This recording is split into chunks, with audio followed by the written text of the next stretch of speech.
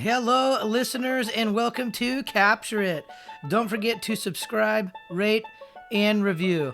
Listen, life is a journey full of moments that provide us with opportunity to capture what it is that helps us grow into the people we truly want to be. Let's talk about these ideal characteristics that inspire and motivate us all, and in time, work to capture it ourselves.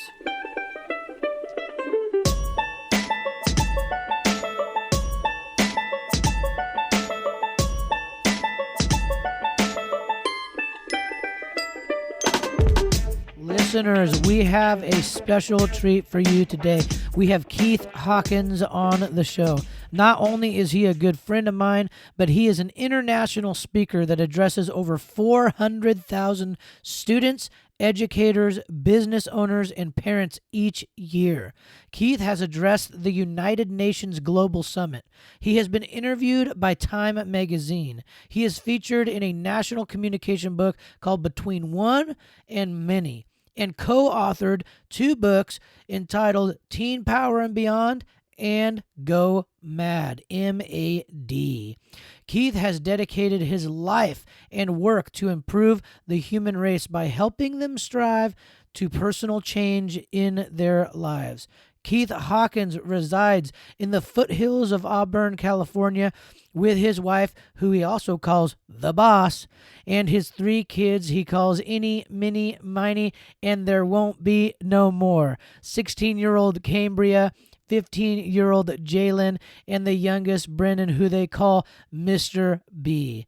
Keith Hawkins brings the ideas of courage and empathy to this conversation we are having here on Capture It, the podcast. All right, friends, if you are not yet following us on Instagram, head to that Instagram app and type in our handle, captureit.joe. That's CAPTUREIT.JOE. That is where we're keeping you updated. Also, if you're not yet following us on Instagram, then you've missed out on some pretty good giveaways. So head to Instagram and follow us at our handle, captureit.joe. It has been so fun interacting with my listeners through Instagram, and so let's keep that rolling. We also want to take some time to thank our episode sponsor. Listen, if you live in the Portland, Oregon metro area, you have got to check out this hairstylist, Lake Oswego hair artist Ashley McCullough. She specializes in women's cuts and color and emphasizes on an all-natural, low-maintenance look. She also can help you with your all-natural hair care product needs. Ashley can be reached at 503-729-6201, or you can follow her on Instagram at Hair by Ashley MCC. Again, that's Hair by Ashley MCC. So while you're hitting that follow button for CaptureIt.Joe, give Ashley a shot at Hair by Ashley MCC on Instagram as well. Ashley, thank you so much for the sponsorship. Keep kicking butt at life and keep kicking butt at doing that hair. Listeners, we love you. Enjoy the show.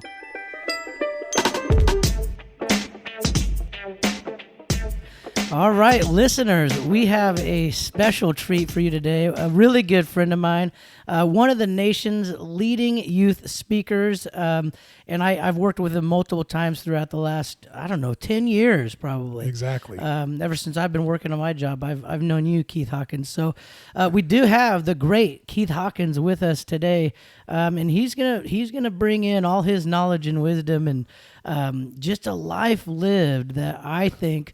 When we hear his stories and we hear what he has to, deliver all across this nation, I bet you, listeners, we truly could capture some of that. And so as we work in time to capture little things that we can work on today and tomorrow, we're going to see what we can talk about today. So Please welcome Keith Hawkins. How you doing? Hey, I'm better than good, always. Better than good. That's a great answer. I'm going to jump in and just let everyone know. So you are one of the nation's lead youth speakers. So could you tell us a little bit about what you do? Well, I speak to over 400,000 students, parents, educator, business leaders each year, annually. And my whole goal is to go to schools and businesses and help create some inspiration to inspire others. I truly believe to motivate is something we feel might be temporary, but to inspire is to create change in people, change in environment, change in the way we think. And when people are inspired, they do positive things. So that's what I try to do with all those I come in contact with. And so how long have you been at this work? I mean, traveling around like crazy. Yes. All walks of life, Yes. interacting with all walks of life, and inspiring. So how long have you been at this mission? I have been doing this for 27 years. I've been traveling North America for 27 years. And I've been speaking to over 185 different venues each year for 27 years. And it's been a lot. 27 years. Yes. Still at it. You're still young, too. Looking good, man. Looking good. What you think is what you become. I love that. It's important to just have a good mindset. So give us a little bit of background. I mean, so, not everybody wakes up one day and says, I'm going to be a public speaker. Yeah. I'm going to travel the nation and go talk to youth, business leaders, to whoever, needs to hear my message. So what was it like growing up as Keith Hawkins? I grew up in Southern California in the Los Angeles area in a very, very tough environment, which a lot of students grew up that way, but my situation was a little different because even in a tough environment, I didn't have a lot of support at the house. Grew up with a single-parent mom and a brother and sister with a very abusive stepfather, unfortunately, with a biological father who I've never met. And I think the confusion, the tough times was created that because of my mom, who did not have a solid background in terms of having education and by her choices. So what really saved me from, I think, freshman year to senior year in high school is getting involved in leadership. Before that time, I was always involved in sports, but my mom never had the money to put me in organized sports. So once I got to middle school, I started playing more sports because the school offered it. And I always say that everyone needs a place given something to do positive. And when somebody has something to do positive, it gives them a sense of hope. And I think for a lot of people, hope is what wakes you up daily, whether you're a business person or teacher or student.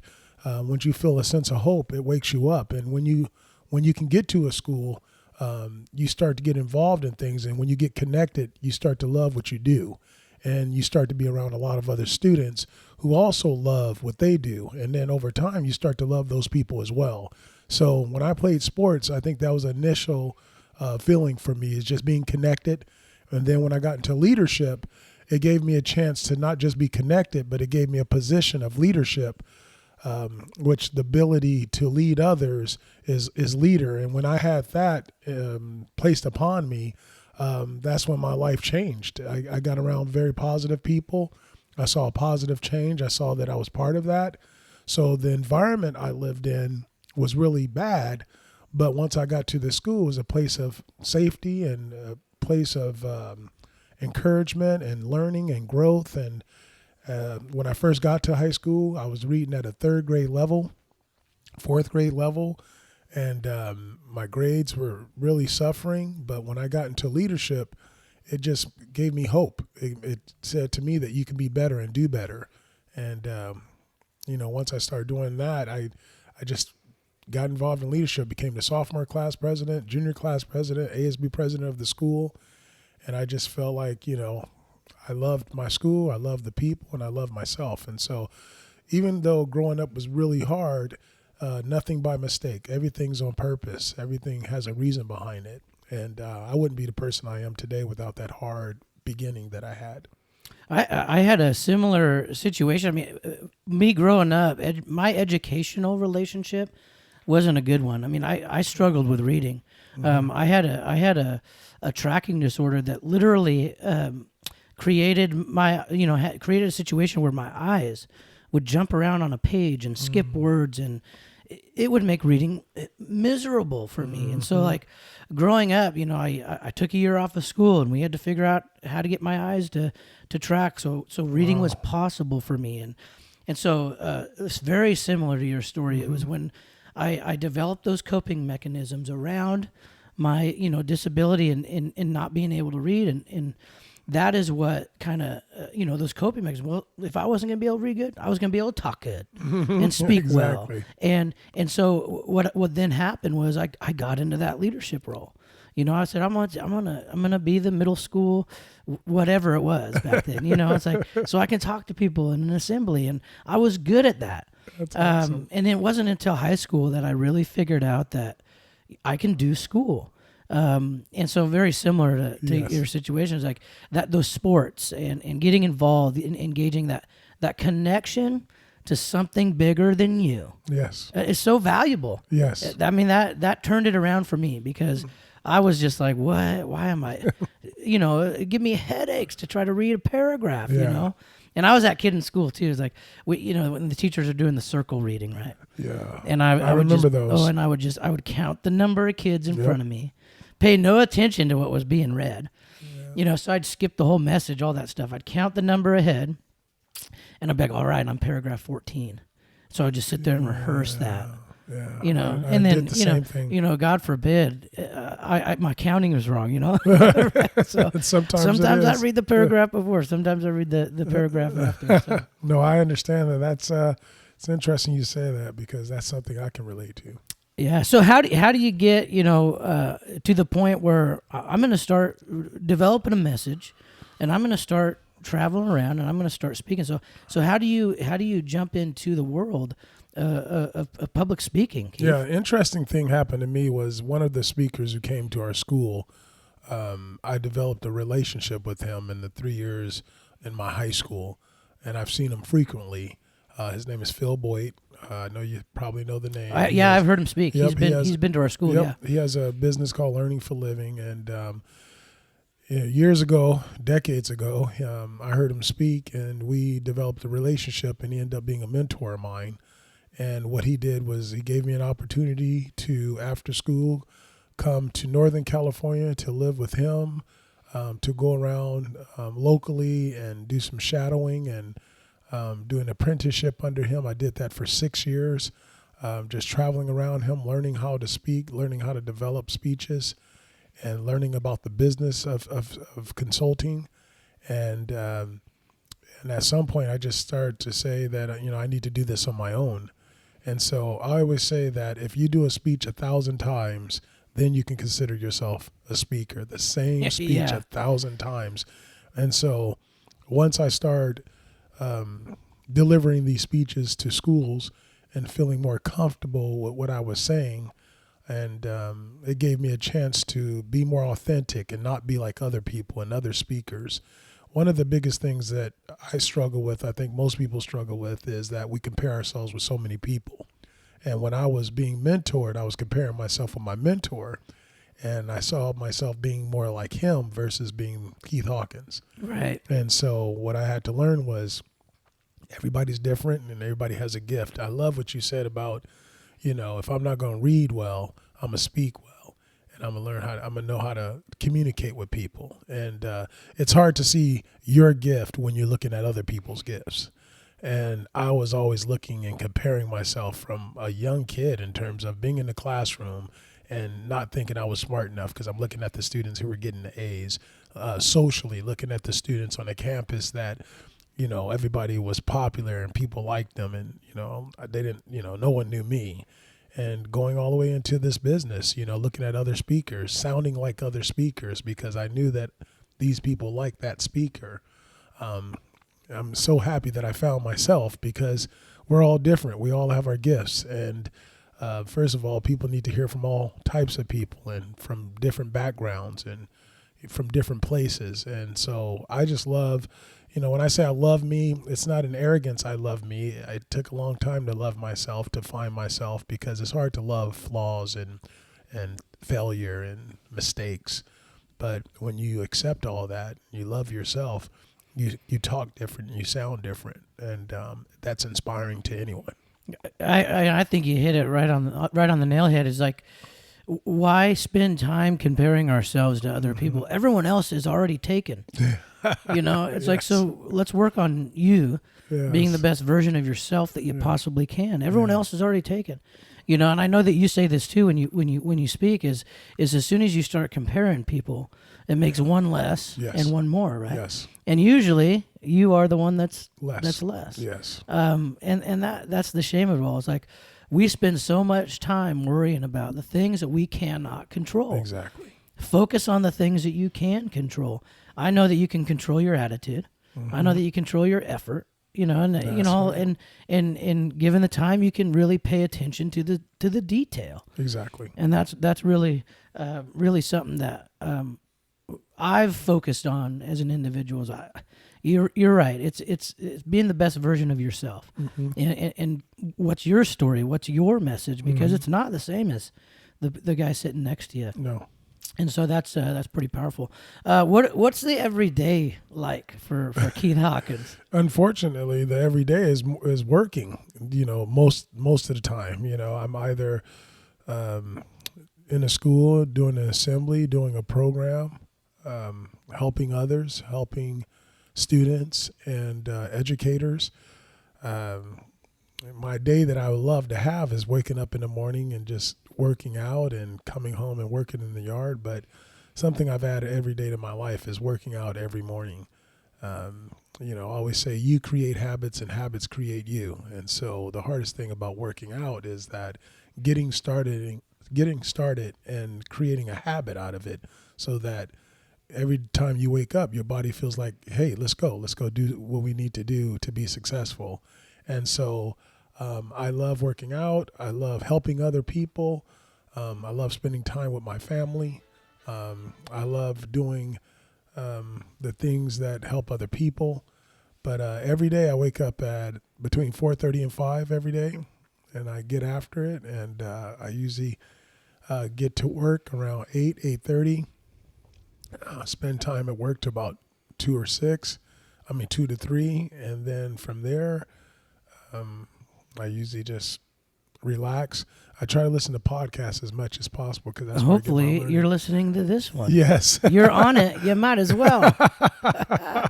So one thing I just absolutely love about you is how much you give to other people, and like when you are in a moment, you're there. You are present. But and we'll talk about that in a second. But you're also a family man. Like when I've hung out with you and I've seen the work that you do for hundreds of students at a time. Thousands of students at a time, let's be honest.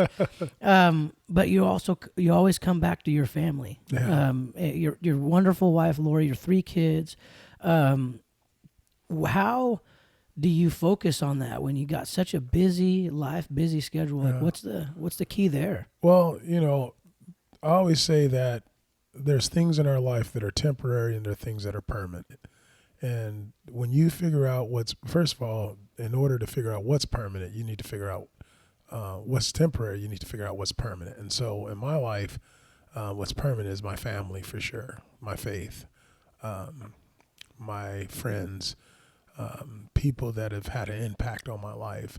And so even though when I'm working, I'm in the moment and I'm with people and I'm helping people, my strength comes from what's permanent. And that's part of that is the family. And, when the world says you're not good enough, or when your boss says you didn't do the right thing, or when you don't feel good about yourself, you look in the mirror, don't love what you see or like what you see, you always have the family around you that show you love, that show you that you're worthy and you're worth it, that gives you the frustration and it's worth fighting for. I think when you leave that door, you come back to your family, and that's a sense of relief and energy and enthusiasm, and you always have your family, and so that's all I need. That's an amazing takeaway. I mean, we talk about being able to capture something right now in time, work on it in time, for the listeners. I mean, that's a great takeaway. Yeah. Think about what's permanent. Yeah. Spend less time focused on what's the temporary. Exactly. Right. So that's a The phenomenal frustration message. of other people, the drama of other people. People might not believe in you or believe in what you're doing. You might, people have bad days, and so they place that upon you. A bill that you got, you didn't think you were going to receive this bill. You get a doctor's bill. You get a big bill from your electric bill or something. Something happened financially. We get so bent out of shape about these things, but the bottom line is it's still all temporary. Totally. I mean, it is temporary. Yeah. So put that time, put that energy into what is permanent. Yes. And give that love and care to what is permanent. Yes. Right. Yes. So I kind of hinted on it earlier. I mean, one thing that just awes me about getting the opportunity to work with you is your ability to make just instantaneous connections with people. People you don't even know, you talk for an hour and you make whoever's in that audience. I mean, family, Yes. Friends. I mean, tell me a little bit about the importance of connection and how. I mean, it's probably a gift that you have. Maybe it's something that people can develop. But what's that mindset that you bring into some of those? And I've seen it. Some of those immediate connections. Yeah. That you're capable of having. Yes. Whether I've gone to eat dinner with you and it's the waiter or the waitress, right? Or it's the kids that we work with. What is it? It's so many things, but I think first of all is believing. You got to believe in others. When you truly believe in others, they can feel that. They can sense it. My son is up here in Oregon right now in Portland playing ball, and I was just talking to my wife about the way he plays is the way his coach believes in him. And when he believes in him, he plays better. And when you don't believe in someone, people know when you don't believe in them when they see you believe in others. And if that's not consistent with everybody, people can recognize it, whether it's a teacher, an administrator, husband, wife, your kids can see that kind of stuff. And so I think part of it is at some point in your life, knowing when people didn't believe in you. How did that make you feel when people didn't believe in you and people thought less than you? And I still remember those feelings, even though it's been years ago, it's not a scar, it's a scab, it's healed, but it's still part of my journey. And so when I go places, I just want people to know that I'm not speaking to everyone, I'm speaking to you because I believe in you. I believe in you and I want to see you, and I see great things in you. I see things that you don't see in yourself. And I guess I can hear myself talking to myself.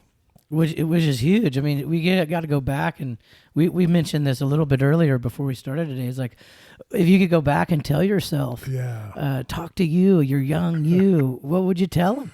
What I would tell the young Keith Hawkins, the 22-year-old, I would say, listen more. Listen more. You humble yourself.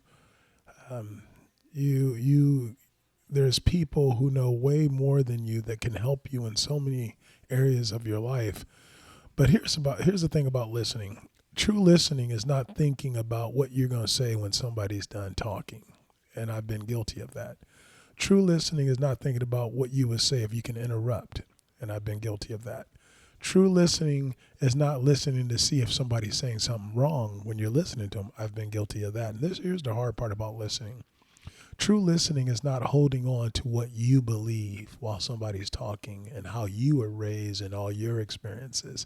How do you shut all that off to actually listen? But if you can do that, then you start to understand what the person is saying. And when you have somebody older than you, wiser than you, more experienced than you, and they're giving you the answer to so many things in life, but you can't even listen to it, that's when the failure kicks in. Then you learn from failure, which is good too, but you would like to learn the first time around from someone else who already failed. I love that, Keith. And I'm going to tell you this right now, listeners, this is not the first time you've heard about that. Oh, okay. About truly listening to someone. I mean, the human brain can process like 160 words, and this is don't quote me on that, but the small picture is that we can process more words than there are seconds in a minute. Yeah. So, and that means we can analyze quickly, and you don't have to be thinking about what you're going to say next. Just hear the full message. Then think about it real quick, because we can do that. Yeah. Like, we're really capable of doing that. So, listeners, if you heard that for the second time or many times, like, maybe we should listen, right? It's so good. My wife man. says the same Love thing that. about me. I should listen. We all can work. The biggest room in the world is room for improvement, and that is definitely one area we can improve in. Yeah, and having to have the last word. Yeah.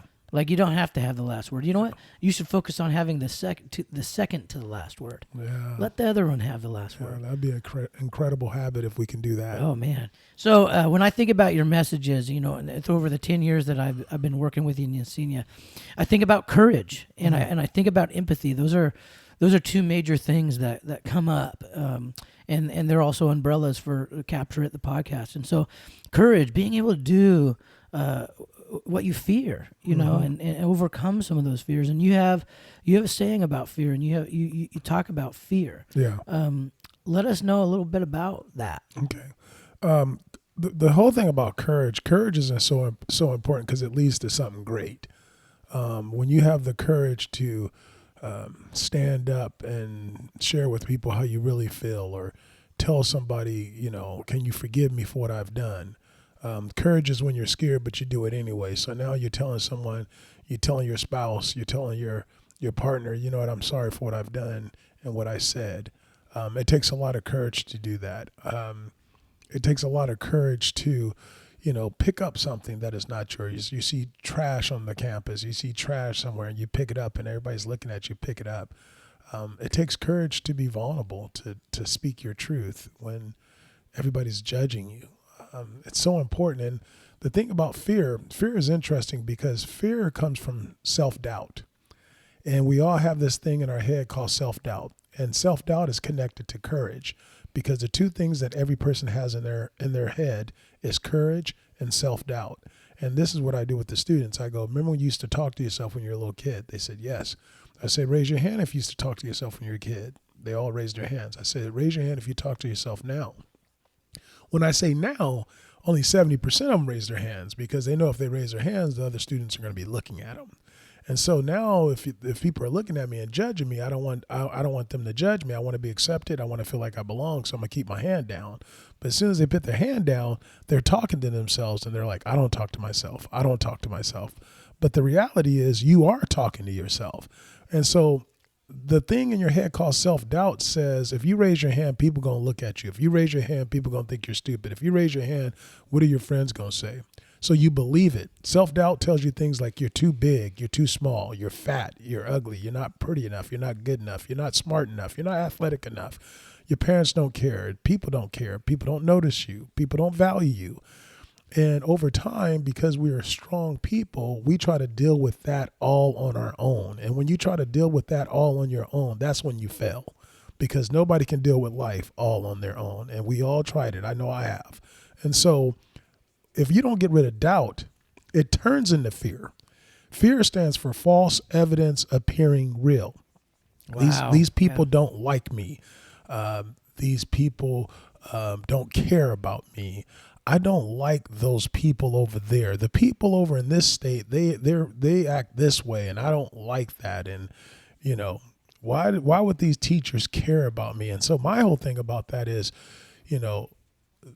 when you think in your head that someone does not like you, that's false evidence appearing real. When you say comments like those people, that's false evidence appearing real. And my belief is that even if we live in a world of fear, fear does not have to live in you, because fear is a choice, but it comes from self-doubt, which self-doubt is very passive. So people are not prepared for that. And then it turns into fear, and people want to do something about it now. But you can do something beforehand and just get rid of that. Know that the thing in your head, self-doubt, is real. Know that it's going to be with you every day, and you got to wake up and kick its butt every day. You got to fight it every day. And if you don't do that, that's when the fear kicks in. I totally agree with all that. I mean, how do we overcome any fear that we have without assessing it, having that conversation with yourself? It's yeah. Do you talk to yourself? Oh, that's kind of weird. It's not. I mean, we should be checking in daily. Like, ask yourself. I guess if you gotta stand in front of a mirror and literally say the words out loud, then do it. But most people, it's just like it's a moment of silence. Wherever, in the coffee shop, sitting at your desk, driving in your car. It's like, how am I doing? Yeah. How am I doing today? Yeah. And to be honest, if you're not a 7, 8, or 9 most days, we got to make some adjustment in life. Yep. So if you are like, between 1 to 10, are you a 7, 8, or 9 most days? Yeah. You should be. Exactly. And if you're not, let's make some adjustments. Okay. If you are a 7, 8, or 9 most days, then why? Answer the question, why are you that? And then how do I reinforce that in my life? Yeah. Okay. If you're not a 7, 8, or 9 each day, most days, ask yourself why. And what changes in my life do I need to make? Is it the people that I hang out and surround myself with? Is it the work environment that I'm just getting a paycheck? Yes. Is it what are some changes? And talk about fear, changing your job or changing who you hang out with, or, to be honest, like spend less investment in your family. Like, really ask yourself what is going to make me a 7, 8, or 9 each day? Yeah. And really have that conversation. I mean, you sometimes are your own worst enemy. Oh, yeah, for sure. Or you can be your own best mentor. Yeah, you said job. Job stands for just over broke. So no matter how much money you're making, it's still just a job. And that's why every day I keep saying better than good.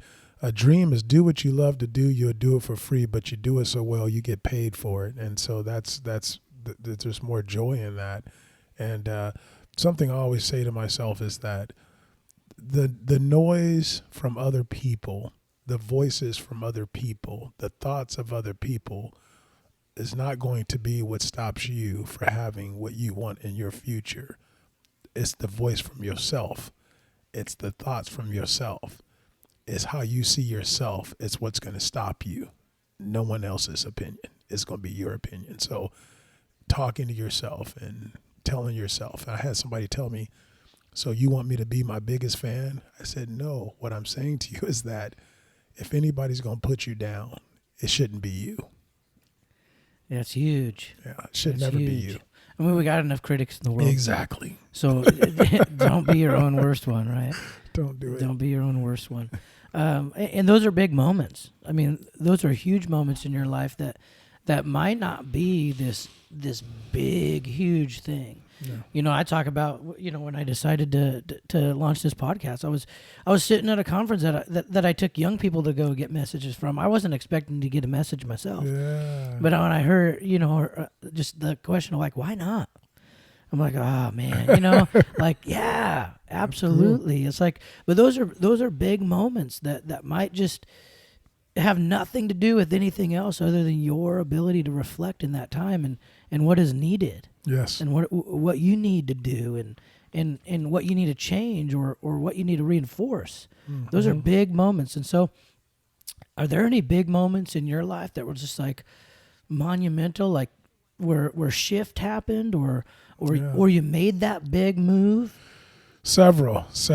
I think I had a moment when I was a freshman in high school, and my mom was taking me to school. We didn't live in the district. We lived about 10 miles away, and the car broke down. And once the car broke down, my mom was like, I guess you can't go to school today because we're here on the curb and we need to find somebody to help us. And I just looked at her. I said, I have to go to school. I have to get there. And she's like, well, how are you going to get there? I mean, it's at that point, it's like 9 miles away. How are you going to get there? And I was a 14-year-old kid, and I didn't even know what a mile was. But I looked at her, and I told her, I'll walk. And she goes, you can't walk to school. And I said, Mom, I just need to do what I need to do. I got to get to school. And I walked 9 miles to school.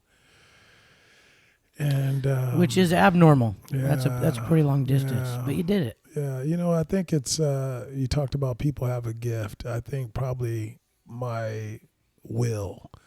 It's not your IQ as much as your I will, and that's why it kills me to see all these students who are going to college for something that maybe they don't even know it's there. They're so fired up to go somewhere where they've never been, and they're so stressed out and dealing with so much stress and the three P's, the peer pressure from comparing and the parent pressure that the parents are putting on them because they are in fear that they might not have a great future if they don't go to college, and then the personal pressure they put on themselves that they're not good enough. And I just know that the bottom line is not so much the education. It's not about what you have. It's about what you use. And I had 2 feet and I walked. I walked 9 miles. My will, the determination, the will to get to school because it was important. And it was interesting. As soon as I walked through the door, the teacher asked me in front of the whole class, "Why are you late?" I got there probably about close to 10. And I was too embarrassed to tell her that my car broke down because I knew the students would laugh. So I just said, I'm late. And she got mad and sent me to the principal office. For many years, I was mad about that. But now I realized that that teacher had a life too. And maybe she was going through something. But it was a bad moment. But I learned over time that my will is very determined and, nothing can stop me. So that was a big moment in my life. Another one was I actually got robbed. You're kidding. When I was a senior in high school, about 2 weeks before I graduated, and 3 guys came in this place called Del Taco. It's like Taco Bell. Oh, I've been there. Okay. Yeah, I've been there. They got the secret sauce that is just incredible. Del I don't know what's Taco. in it, but I mean, yeah, when I think of Del Taco, I think of that give me some of that secret sauce. And we had one in college or in high school too, and we would go after football practice, and we would be like, "All right, who's gonna have the most tacos eaten?" I remember eating like 12 tacos, but they're little ones, they're just little ones. Taco Okay. So Tuesday. you got robbed. Yeah, it was horrible. It was horrific. It was it was interesting too because the store got robbed about 5-6 months before that, and I was in there and I was asking everybody, what did they do? Why didn't you do something about it? Wow. Yeah, and then I get robbed, and I'm in the back, and guy comes back there and says, "You need to come up front." And I was mad. I was still tough, and I was like, "Man, I'm gonna kick you out of here." And when I got to the front, I saw another guy at the door, and then I saw a guy at the cash register with a gun. And the person that was with me told me to go to the safe and open it. And so I went in the corner, and it was a combination to the safe, but I didn't have it. Wait, you're not even an employee there. I'm a shift manager. Oh, you are? Okay. Yeah, so you were working there. I was working right. so I was working, sorry about that. I was working at Del Taco, and we got robbed. I was a shift manager. I was working with 2 other employees, and the guy with me said, open up the cash register. Open up the safe. And when I tried to open up the safe, I didn't have the combination, but I was so scared. I was trying to open it up. I was picking numbers that I liked, numbers that I played, 33, 8, 2. And I'm pulling it up, and I'm like 9. Yeah, because the owner of the store, he thought about your sports numbers, right? I was just like, man, I was scared. And so the guy with the gun jumped over the counter and came up to me and said, "This guy is stalling," and put the gun up to my head. And I just closed my eyes, and it was, it was bad, man. I urinated all on myself. It was horrible. And I just closed my eyes, and I thought of 3 things. I thought about 1, I didn't even graduate. I've come so far, man. Didn't even graduate. That's what I thought about. 2, I said, man, I never thought I would go to college, and I was on my way, and I didn't even make it.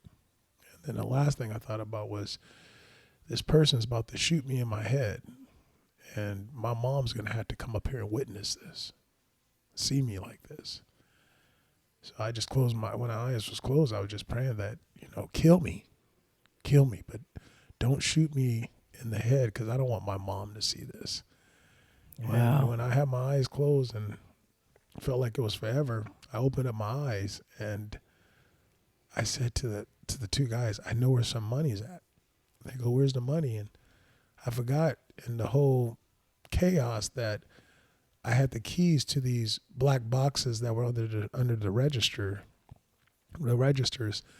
that had the big bills in it. So I went over there and I opened them, and they came out and took the money. And that saved my life. They walked out, and when they walked out, the people I was working with ran out. Police came finally, and then the owner came, and it was back. My mom came. She was upset. But then that was on Saturday night, and on Monday I came to school. I didn't say anything to anybody. I came to school like it was a regular day, and I think that's the problem. Most people come to work and come to school, and we don't say anything. We just live our lives and hold it in. And you're talking about tens of thousands of people, millions of people are doing that daily, and that's the disconnect that we have. That's when we're mad at somebody, yelling at somebody. We don't know they got robbed. We don't know that they have marital problems. We don't know that they have body image problems. We don't know what's going on. We don't think about any of it because none of us talk. And I went to school that day like it was nothing and came home, and 30 minutes later when I was at home, I started to get ready for work, and my mom looked at me. She goes, "What are you doing?" I said, "I'm about to go back to work." She goes, "You're not working there anymore. You got robbed. It's been robbed twice in the last 6 months. You're not going." And I never forget, defining moment of my life. I looked at my mom. I said, "If I don't go to work, how are we going to pay our bills? If I don't go to work, how are you going to feed us?" You know, first off, thank you for sharing that story. I mean, that's a big moment in life. I mean, what a shift. But, you know, you think about, you're telling the story like the three things that you thought about in that moment. It's like, and your mom being one of them. And like, I'm just happy your mom got to pick you up in a different situation, right? Yes. And then you're going, it's like that, you know, those permanent things. Like that's permanent. And then the other thing is like, Mom, you and I are in this together, and I'm going to go to work because we're in this together, and that's permanent. That's and family. We got to take care of each other. Yep. Thank you for sharing that story. Yeah. I mean, that's huge. And then, you know, both those stories, like your car breaking down, coming back to the classroom, and the teacher saying, "Why are you late?" Yep. You know, and you going to work, and your mom saying, "You're not going to work." I have to. You know, for me, you know, one of the biggest things I take away from hearing you speak is that empathy factor. Yeah. You know, being able to put yourself in somebody else's shoes. As a teacher, I mean, I think of that moment a lot. It's like when somebody's rolling in to my class late, I say, "Welcome back." I say, That's "How you cool. doing? Let me know afterward if we need to catch you up on anything." Welcome back. Oh, that's cool. With a smile, right? And I didn't get that. I know. But from stories like yours, I mean, that's where I picked that up. I was like, I have no idea what's going on in this kid's life. You know, for all I know, maybe they're walking their little sibling to school because the elementary starts later than ours. Mm-hmm. They're the only person walking, you know. So if I've told the kids, you know, "Hey, what's going on? Hey, how you doing?" And way after the fact, not in front of the class. "Oh, I walk my brother to school," or, you know, "I got to wait for a ride. It's the only time I can get a ride," or whatever it is. It's like empathy is such an important tool, and it's a skill, okay? Because it's not either something you have or you don't. It's something you build over time, you know. And it's like in time we need to work on using the tool of empathy as much as we can. So, what do you think about empathy? Like putting yourself in others' shoes so you might be able to help them. Yeah, you know, I think it's easier to have empathy when you've gone through it. So I've been through a lot of tough times in my life, a lot of struggle. And so I can identify real fast with people when they're struggling and when they're going through something. And at the same time, I look at all people and say what you're basically saying, that they can be having the worst day of their life, and then they see me. I truly believe that we can be part of the solution, or we can be part of the problem in people's lives daily. But the one thing you can't get out of it is that you're going to be part of it. You're going to be part of it whether you like it or not. When you are going to the same building, you're going to be part of someone's journey. And if you thought that way, if you had that mindset, I think that's when empathy kicks in, that you would smile at somebody and you would say, "How you doing?" You would say, "What's up?" to somebody. How's everything going? Questions. You ask questions because you know that you want to be part of the solution. You go through things too. So you know what makes problems in your life, what causes problems in your life, who causes problems in your life, the type of people, what kinds of people. And so now you have to look at yourself and go, who am I? Who am I to somebody else? I don't want to be Keith Hawkins, the speaker. I just want to be Keith Hawkins. When I come into a building, I'm not thinking, "Oh, be the speaker." I'm just thinking, just be you. And part of you is being empathetic towards people. And then for people like my wife and our kids who don't have a lot of the struggle and challenges, as parents, we remind them that there's 3 things we want you to do when you go to school. Work hard, have fun, and more importantly, help somebody. Help somebody. Every day our kids come home, we never ask, how was school? We never ask, what did you learn? We ask, who did you help? Love and that. when you ask hear me snapping right yeah, there it is. When you Love ask, that. who did you help? When you start off with a kid like that, they'll start telling you who they helped, especially at a young age, elementary age. They're going to say, I helped, help.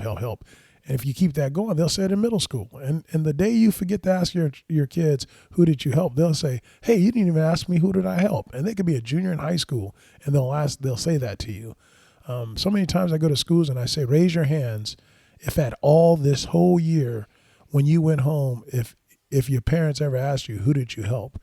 And it could be 2,200 people in the gym, and I get like 6 hands go up because people are thinking of themselves. They're not thinking of other people, but they're not being taught to think of other people. And, one of my taglines is people don't follow what people say, they follow what people do. And so it's not just tell your loved ones to help people. You got to show them by you doing it yourself. And so we constantly just help other people because we never know what they're going through. And so that's part of our foundation. Action is leadership. Yeah. Action is what makes change. And so I totally couldn't agree with you more. Like, who did you help Who did today? you help? And I think an important part of that is being able to, use the skill of empathy and be empathetic for also, but also like being willing to share your story too. Mm-hmm. I think we have some personal responsibility of trying to open up, especially to those that we trust. If we have people in our life that we truly do trust, like that's luck. You're lucky. It's like you're lucky to have people in your life that you trust. And if you have people in your life that you trust, open up to them. Yeah. Because, at least I'm unaware, but not a lot of us are mind readers. Yeah. Right? So, opening up, sharing that story, that's what allows us as humans that are trying to connect and who are already interconnected. Yeah. That allows us to use the skill of empathy if we share. Yeah. And that takes courage, right? That takes, it's like, it's scary to share. There's some fear there. What will they think of me? What will they think? But we all struggle. And to be honest, the best relationships I've ever had in my life are ones that I have opened up to them and they have opened up to me. Yeah. And that's a win-win situation.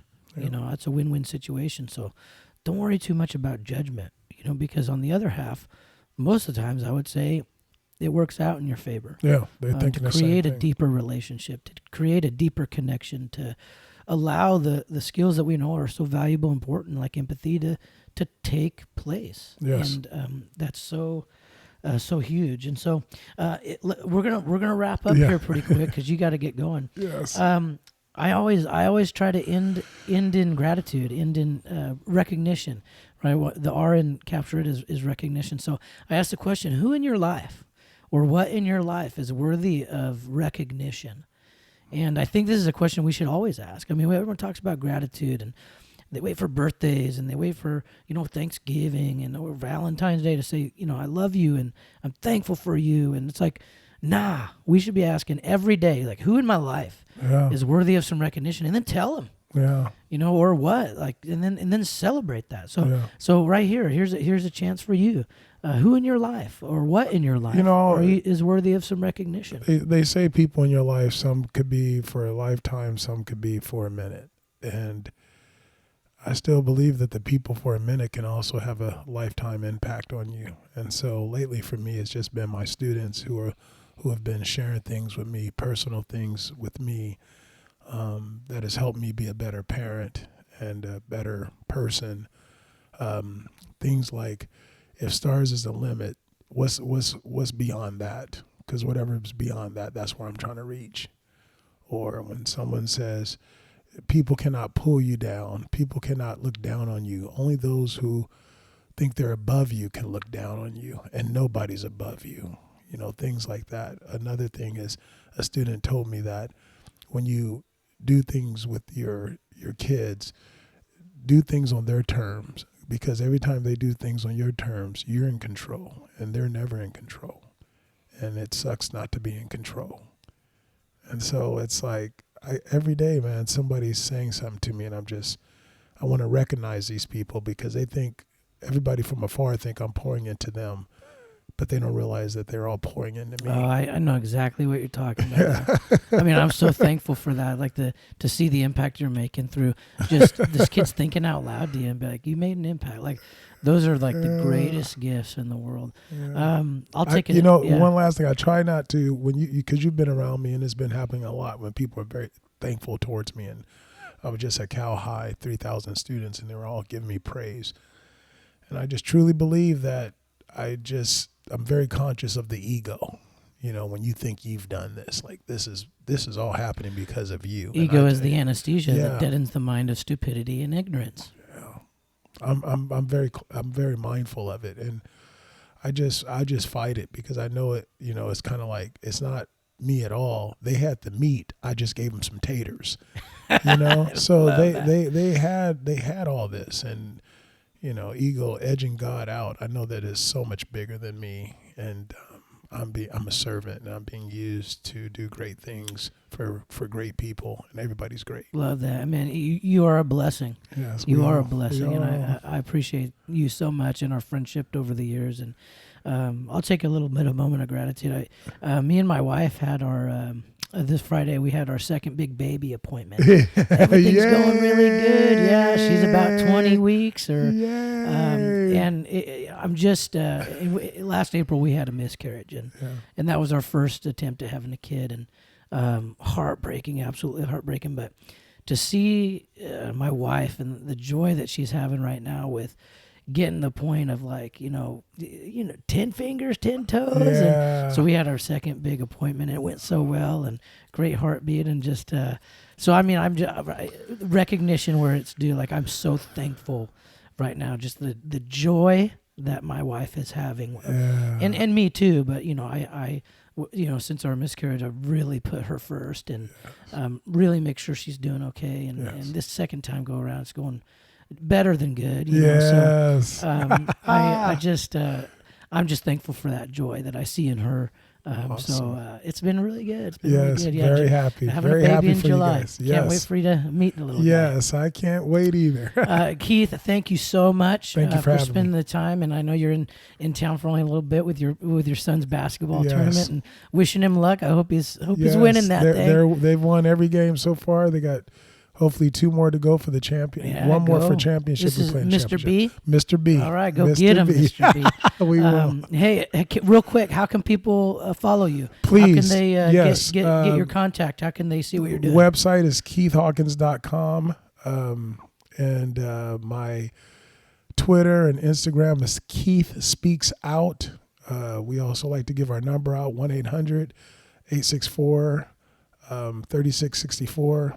You can call 530-885-5533, and Facebook, Keith Hawkins. And and I'll tell you right now, you're a school, if you're a business and you got a huge staff, if team building, whatever you need, I mean, get Keith there for 3 days, and things will be feeling real good, good. Yes, so, culture and climate. Keith, I'm so thankful for our relationship and our friendship, and I plan to invest down the road here continually. Thank you. Thank you for being on the show, and thank you for helping our listeners and me always to capture things in our life, things that we can do today, things that we can start working on tomorrow, and approach life a little bit differently. And so thank you, man. You are a blessing in my life, and I know you bring a lot of energy to making this world a better place. So thank you. Well, that's where we'll leave it today. Thank you for being on the show. Until next time, work to capture it.